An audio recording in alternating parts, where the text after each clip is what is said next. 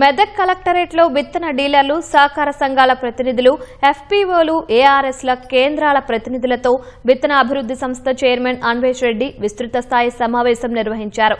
రైతులకు అధిక దిగుబడిని ఇచ్చే నాణ్యమైన విత్తనాలను అందించడమే ప్రభుత్వ ప్రధాన లక్ష్యమన్నారు. వానాకాలం సీజన్కు సంబంధించి జిల్లాలో విత్తనాల కొరత లేదని ఆయన స్పష్టం చేశారు.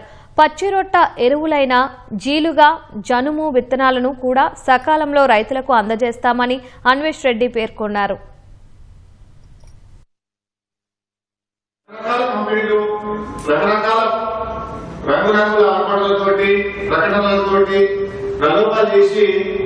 ఏదో ఒక పేరు పెట్టేసి రకరకాల పేరు పెట్టి వాళ్ళకు వచ్చిన తర్వాత మీరు రైతులకు అమ్మడము, ఎక్కడన్నా విత్తన నాణ్యత లోపించినప్పుడు, ఎక్కడన్నా పంట దిగుబడి రానప్పుడు అనేక రకాలుగా డీలర్లనే అడుగుతున్నటువంటి పరిస్థితి.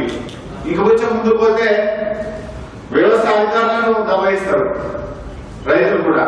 ఎందుకంటే విత్తనం కొనేటప్పుడు వ్యవసాయ అధికారికి అడగరు, ఎవరిని అడగరు, ఏ మందు కొన్నా వ్యవసాయ అధికారుల సమాధానం ఉంటుంది. కానీ పంట రాకపోతే మాత్రం వ్యవసాయ అధికారులను ప్రభుత్వాన్ని మాత్రం దూషిస్తారు.